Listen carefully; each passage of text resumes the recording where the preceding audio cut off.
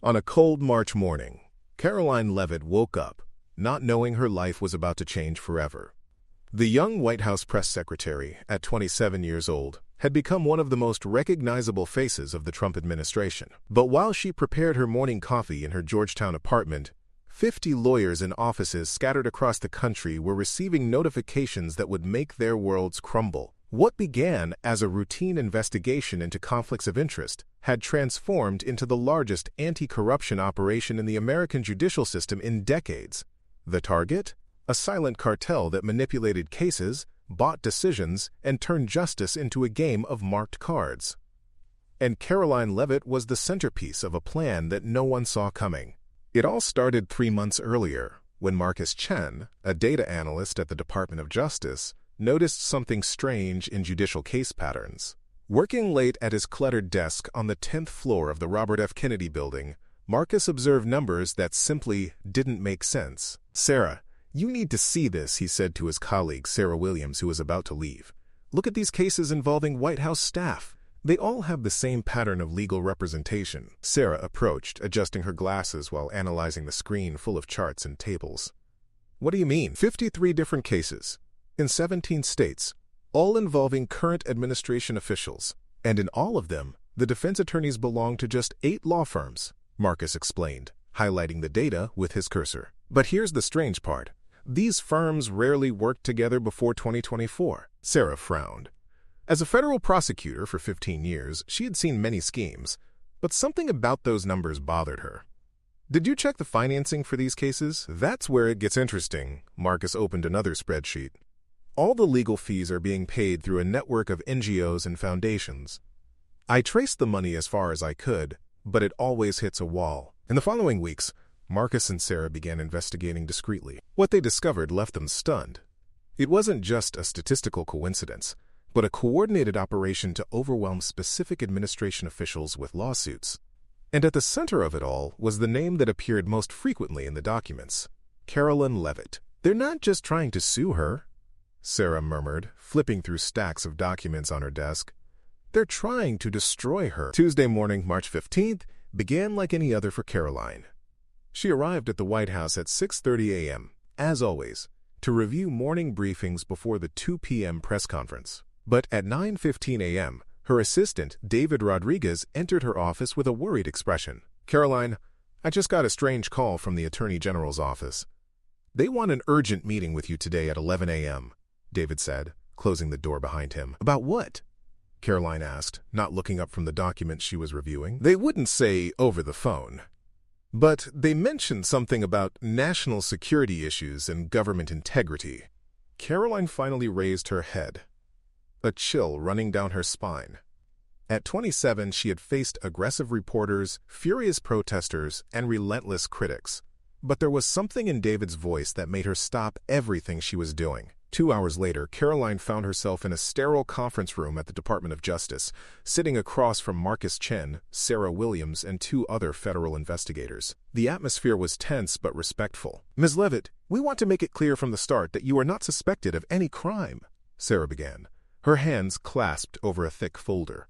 "In fact, we believe you are the victim of an elaborate conspiracy." "Conspiracy?" Karoline repeated, confused. "What are you talking about?" Marcus opened his laptop and turned the screen toward her. "In the last 6 months, you have been the target of 53 different lawsuits. Defamation, conflicts of interest, security protocol violations, misuse of public resources. The list goes on." "I know that," Karoline said, sighing.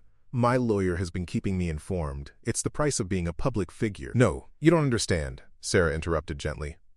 "These lawsuits aren't coincidental. They're part of a coordinated plan to overwhelm you with legal costs and destroy your reputation. And we've discovered who's behind it." Sarah opened the folder and spread photographs and documents across the table. Faces of lawyers, organizational charts of law firms, bank transfers highlighted in yellow. All these cases are being orchestrated by a cartel of 50 lawyers spread across the country. "They organize specifically to target you and other administration officials," Marcus explained, pointing to the documents. "And we have evidence that they're being funded by a network of organizations that have one thing in common. They all want to see this administration out of power." Karoline felt the blood drain from her face. "You're saying that?" "We're saying you've been the victim of one of the largest lawfare operations in American history," Sarah replied. "And now we have enough evidence to dismantle the entire scheme." In the following days, the federal investigation intensified. In a secure bunker in the basement of the FBI in Quantico, a team of 30 agents worked around the clock, mapping the corruption network that had been discovered. The walls were covered with flowcharts, photographs, and colored lines connecting names, dates, and financial transactions. Agent Patricia Morse, a 20-year FBI veteran specializing in financial crimes, led the operation.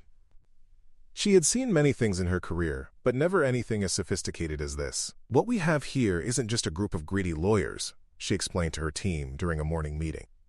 "It's a criminal organization that perverted the American judicial system for political purposes." The scheme was impressive in its complexity. The 50 lawyers, spread across 23 states, operated through a carefully structured hierarchy. At the top were 5 coordinators, senior attorneys at major firms in New York, Washington, D.C., Los Angeles, Chicago, and Atlanta. Each coordinator supervised a cell of 8 to 12 lawyers in their region. They communicated through encrypted apps and virtual meetings with false identities, explained Agent James Liu, a cybercrime specialist. "We found evidence of more than 2,000 hours of video calls coordinating legal attacks. But most disturbing was the funding source. Through a financial investigation that lasted weeks, agents discovered that the money to pay lawyers' fees and court costs came from a network of 15 apparently legitimate organizations: human rights foundations, consumer protection organizations, government transparency groups, Agent Morse listed, pointing to a slide presentation. All appeared legitimate on the surface. All had professional websites, respectable boards of directors, detailed annual reports. Agent Rodriguez, who had spent 2 months tracking bank transfers, discovered the shocking truth. All these organizations are funded by just 3 donors. 3 billionaires who have one thing in common. They all lost significant government contracts in the last 2 years. Revenge, investigators discovered, was the real motive. It wasn't about justice or transparency, but financial retaliation disguised as civic activism. While the federal investigation advanced in secret, Karoline tried to maintain her normal life, but the psychological weight was becoming unbearable. In a nighttime phone conversation with her mother, Linda Leavitt, in New Hampshire, she finally broke down. "Mom, I don't know if I can continue," Karoline said, her voice breaking for the first time in months. "It's 53 different lawsuits. Even if I win them all, the legal costs will break me financially." Linda, a retired high school teacher who had raised Karoline alone after her husband's death, felt her heart break. "Honey, you've always been strong. Remember when you were 8 years old and decided you were going to run for class president, even though you were the youngest?" "That was different, Mom," Karoline whispered. "That was fair. This is war." On the other side of the country, in Seattle, lawyer Michael Brennan was also having a difficult conversation with his wife, Julie. Michael was one of the 50 cartel lawyers, although he didn't know it at first. "Julie, I did something terrible," he said, sitting in their kitchen with trembling hands. "I thought I was fighting for justice, but now I realize I was used." Julie, a nurse who had seen Michael fight for just causes during their 15 years of marriage, sat beside him. "Tell me everything." "I received a contract 6 months ago to sue the White House press secretary. The case seemed legitimate, possible conflict of interest. The client paid up front, $100,000, and said there were other lawyers working on similar cases," Michael explained, avoiding his wife's gaze. "But today I discovered it wasn't an isolated case. It was part of something much bigger, something dirty." Michael had discovered the truth by chance when he recognized another lawyer in a video conference about a completely different case, but one that also involved Karoline Leavitt. When he began investigating on his own, he realized he had been deceived. "They used me, Julie. Used my reputation, my integrity to destroy an innocent person," he said, finally looking at her. "And I wasn't the only one. There are dozens of lawyers who were manipulated." Julie took his hand. "What are you going to do?" "I'm going to tell the truth," Michael replied, his voice strengthening. "Even if it destroys my career." Michael Brennan's courage spread like ripples on a lake. In the days following his decision to cooperate with authorities, other lawyers began questioning their own cases. The first to follow his example was Elena Rodriguez, a defense attorney from Phoenix, who had sued Karoline for alleged security protocol violations. "When Michael called me and told me what he had discovered, I immediately knew he was right. Elena explained to federal investigators in a secure room in Phoenix. My case against Ms. Leavitt never made sense from the beginning. The evidence was circumstantial, the witnesses were questionable, and the client was evasive about their motivations. Elena brought with her a box of documents that included encrypted communications she had managed to decipher, revealing coordination between various law firms. In Chicago, veteran attorney Thomas Wright, 62, faced the most difficult decision of his 40-year career. He had built an impeccable reputation defending public officials against false accusations, but in recent months found himself on the other side, suing a young woman he secretly admired for her tenacity. My granddaughter is her age, Thomas said to his longtime partner Margaret Chen as they worked late in their office. And when I think about someone doing to my granddaughter what we're doing to Karoline Leavitt, I can't sleep at night. Margaret, who had expressed reservations about the case from the beginning, nodded gravely. Tom, you always told me our profession exists to protect the innocent, not to persecute them. You're right, Thomas sighed, looking at the stacks of documents on his desk. I lost my way. The money was too good. The client seemed legitimate, and I convinced myself I was doing the right thing. The next morning, Thomas Wright became the third lawyer to seek out the FBI to confess his involvement in the scheme. In Los Angeles, attorney Isabella Santos was having a similar crisis of conscience. Specializing in defamation cases, she had accepted representation of 3 different clients in lawsuits against Karoline, all claiming the press secretary had made statements that damaged their reputations. What bothers me is that all 3 cases are practically identical, Isabella told her mentor, retired attorney Roberto Vega, during lunch in Santa Monica. The allegations are the same, the evidence is the same, even the language in the documents is practically identical. Roberto, who had followed Isabella's career since she was an intern, looked at her seriously. Bella, in 50 years of law practice, I learned one thing. When something seems too good to be true, it usually is. I know, Isabella said, nervously picking at her salad. And there's another thing. All my clients refuse to testify under oath. They say they're afraid of retaliation. But what kind of defamation victim is afraid to tell their story publicly? That night, Isabella spent hours reviewing her cases, and the more she analyzed, the more obvious it became that she had been manipulated.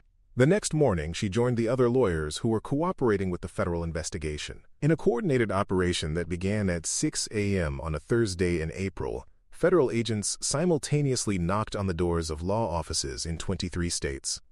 Operation Clean Justice, as it was called internally, resulted in the arrest of 17 lawyers and the freezing of assets from 8 law firms. At FBI headquarters in Washington, Agent Patricia Morse watched the arrests live through multiple computer screens. Each screen showed a different operation: New York, Los Angeles, Chicago, Atlanta, Miami. It was the culmination of months of meticulous investigation. Target Alpha in custody, came the radio voice from New York. Target Bravo detained without incident, reported Chicago. Documents seized in Los Angeles, confirmed the West Coast. But the real revelation came when investigators finally gained access to the encrypted servers that coordinated the entire operation. What they found exceeded their worst expectations. They weren't just targeting Karoline Leavitt, reported Agent Liu, analyzing terabytes of recovered data. She was just the test. They were planning to use the same method against 12 other government officials, including 2 senators and 1 governor. The documents revealed a 5-phase plan to, quote, neutralize problematic political figures through systematic legal saturation.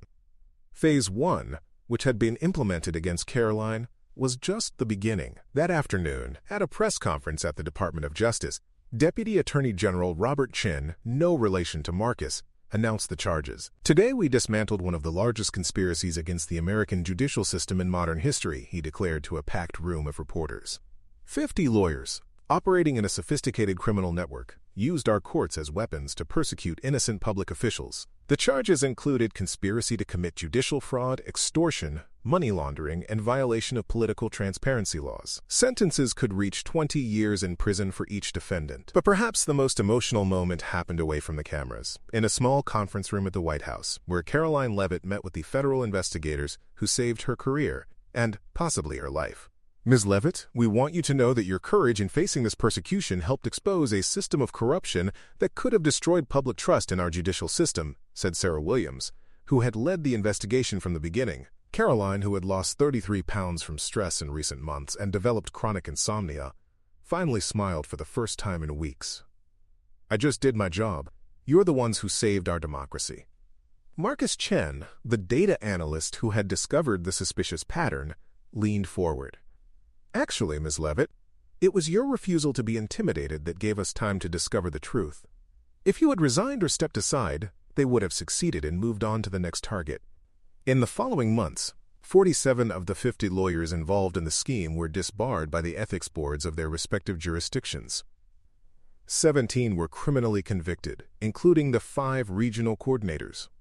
The 3 billionaires who financed the scheme faced fines of hundreds of millions of dollars and tax investigations that resulted in prison for 2 of them. Michael Brennan, Elena Rodriguez, Thomas Wright, Isabella Santos, and the other lawyers who cooperated with the investigation received ethical censures but kept their licenses to practice law. All became advocates for judicial system reform and co-founded a nonprofit organization dedicated to preventing future cases of lawfare. Karoline Leavitt, for her part, became one of the most respected press secretaries in American history.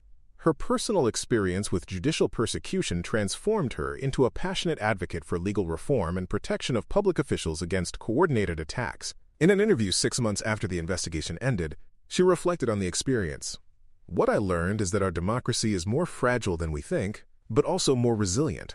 When good people stand up and do the right thing, even when it's difficult, truth always prevails." Operation Clean Justice became a landmark in American legal history, resulting in new federal laws to prevent the coordinated use of the judicial system for political purposes. More importantly, it restored public faith in the idea that, even in the darkest times, true justice is still possible when courageous people refuse to accept the unacceptable.